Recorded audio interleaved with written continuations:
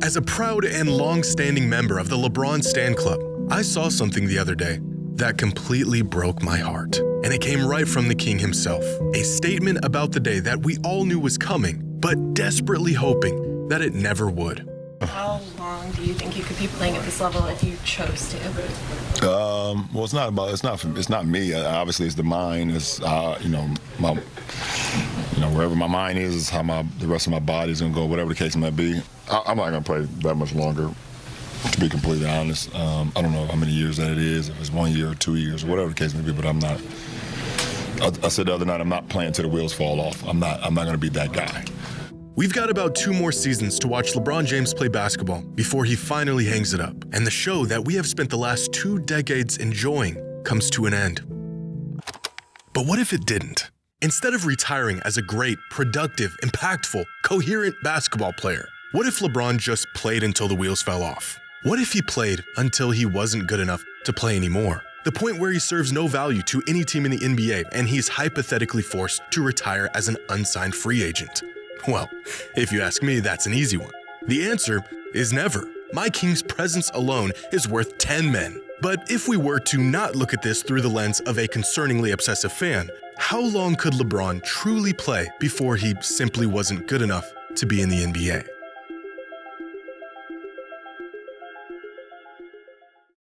Today's video is sponsored by DraftKings. It's that time of year, my friends. Thanksgiving is around the corner. Good food, friends and family, and Black Friday sales on all those items you've had saved for the last 6 months. And DraftKings is here to make a good time even better. Because on DraftKings Sportsbook, even the touchdowns are on sale all weekend long. Right now, new customers who bet just $5 will get $150 in bonus bets if your bet wins. That's right, place any $5 wager, and if that bet hits, you will receive $150 in bonus bets. And you can stay in on the action and use your $150 in bonus bets on DraftKings same-game parlays for a shot at an even bigger payout. And if sports betting is not yet available in your state, you can still join in on the action with DraftKings Daily Fantasy and have your shot to win cash prizes. Check out the DraftKings Sportsbook app all weekend long to stay up to date on all the touchdown offers available. New customers use my promo code Jimmy High Roller, place any $5 wager, and if it hits, receive $150 in bonus bets. That's promo code Jimmy High Roller, only at DraftKings Sportsbook. Every athlete is eventually defeated by Father Time. It doesn't matter how good you are, doesn't matter how long you can stave it off, it inevitably catches up to everyone. Except for LeBron James. In year 22, LeBron continues to completely piss on every expectation and timeline set out for him and his career, now approaching 40 years old and still one of the best players on the planet. There are grown, adult fans of the NBA who have never known a day without LeBron in the league. Matter of fact, there are NBA players who have yet to witness a season without LeBron James, including the one he literally created. Now, LeBron's perpetual reign is no secret. It continues to baffle most fans on a daily basis. And this got me thinking, how long could LeBron actually play before he's no longer at least a serviceable NBA player? The point where he's no longer good enough to even have a spot in the league. 6, 7 more years? Maybe until he's 50. I'm sure that number sounds like a stretch. After all, the oldest player in modern NBA history just barely hobbled his way to being a 44-year-old active NBA player. And LeBron has already been the oldest player in the NBA for a couple seasons now. But LeBron's refusal to play his age has gone on for so long now that at this point, it would be shocking if he did get worse. Here are 3 players and their numbers from this season. All really good, productive players. And I want you to guess who each of these players are. Now, statistically, they're all relatively close, but they shouldn't be, because player A is early MVP candidate prime Jason Tatum, player B is Luka Doncic, and player C is 40-year-old LeBron James. And this is why people believe LeBron could play for as long as he wants. Because when you're in year 22 playing like 2 young megastars, the bounds of your capabilities long-term appear to be virtually limitless. Although LeBron has now suggested on multiple occasions that his retirement is looming closer by the day, how long would it actually take until LeBron is no longer an NBA caliber player? Well, first we need to know what not good enough is. What does a replacement level player on the verge of a Turkish league contract look like? No, not like statistically, what does it look like? According to Basketball Reference, a player with a box plus minus of 10 or more is an all-time great season. A BPM of 8 or more is an MVP caliber season. 6 or more is about All-NBA. Keep going down, and a BPM of -2 is where we'll find the end of the bench players. But even this number is still far too high. This season, players like Jaylen Brown, Jamal Murray, and Jaime Jaquez have a BPM of less than -2. We want to see this man play until he's no longer invited back. If we keep going down the leaderboard, it's not until about -4 where we reach the bottom 15% of the NBA. Now, these spots essentially make up the last couple of players at the end of the bench. I want LeBron to play until he's down here, in the trenches. So how long would it take until he's at this point? It really is wishful thinking to assume LeBron could just keep going indefinitely. But history has shown even the greats are usually closer to the end of the road than we may think. In 2013, in his 17th season in the NBA, Kobe Bryant averaged 27, 6, and 6 a game, made first-team All-NBA, a top 5 player in the entire league, and was on track to playing the highest caliber of basketball we had ever seen from a player approaching 2 decades in the league. A couple injuries, and just 107 games later, he was retired and done playing basketball. In Tim Duncan's 18th season in the NBA, he finished the year 10th in MVP voting, 3rd-team All-NBA, and a Defensive Player of the Year candidate. The very next season, he was putting up 8 points a game in 25 minutes, and within a season, he was out of the league. Shaquille O'Neal, in his 17th season, led the league in shooting efficiency and made an All-NBA team. Just 90 games later, he was no longer an NBA player. When things start to go downhill, they go quick.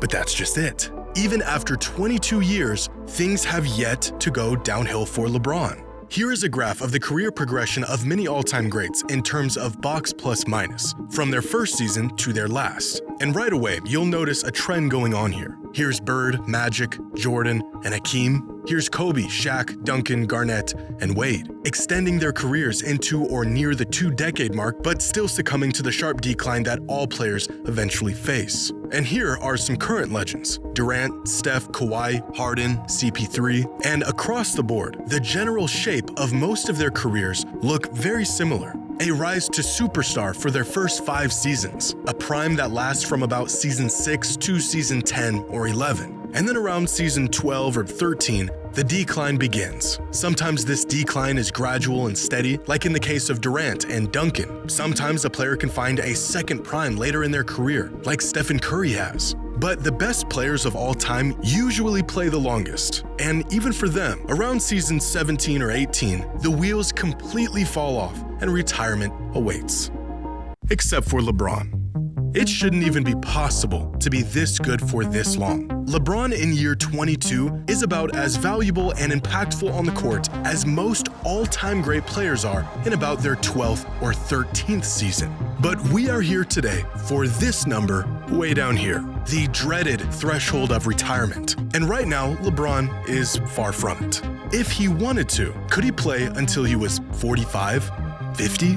Well, first and foremost, contrary to popular belief, LeBron is declining, and he has been for a while now. Some fans are saying LeBron is in his 4th prime and that he hasn't slowed down. And as much as I wish this were the case, it's just not. LeBron's true prime was between 2008 and 2013, a 6-year stretch where he led the league in win shares, PER, VORP, box plus minus, and just about everything else. Compare that to his last 6 seasons, and although he is still an all-NBA caliber player, it's really not even close. And this idea that he is still at or near his prime tells me people have forgotten just how incredible LeBron was at his peak. LeBron was so dominant in his prime that despite being 40 years old and about 70% of the player he once was, he is still one of the best players in the world. Now, like most other players, his game may just fall off a cliff at any moment. or he could sustain a bad injury that derails his last couple of seasons. But if either of these things were to happen, they probably already would have. So let's irrationally assume he continues to regress at the rate he currently is. If we take a look at what is considered to be the best all-in-one metric, estimated plus-minus, then 2020 was LeBron's last true MVP caliber season. That year, he finished the season with the 4th highest EPM, behind only Harden, Giannis, and Steph. But since then, he's been slowly slowing down. From being ranked 4th amongst all players to 7th in 2021 to 12th, 16th, a diabolical jump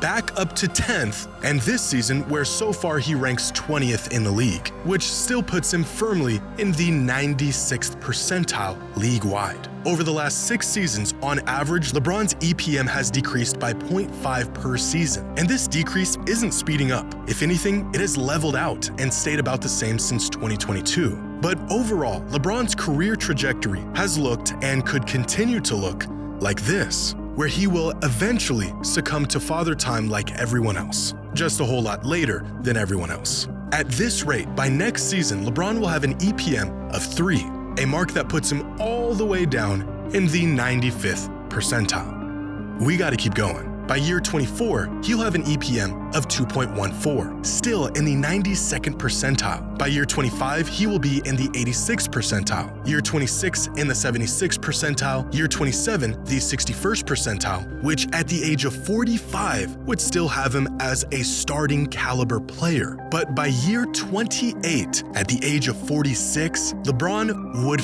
finally play his last year as a contributing player in the NBA with an EPM of negative 2.16. For perspective, some players that currently have an EPM within this range are Kyle Kuzma, Jackson Hayes, and Keldon Johnson. By year 29, just 1 year shy of 3 decades in the league, LeBron would, at last, fall within the range of a replacement-level player, with an EPM of negative 3.8 within the bottom 8% of the league. At the current rate LeBron is declining, he could, theoretically, play until 2031 at the ripe age of 46 before he would have to throw in the towel and retire. And as crazy as this timeline looks, LeBron playing until the year 2031, I think he could play even longer.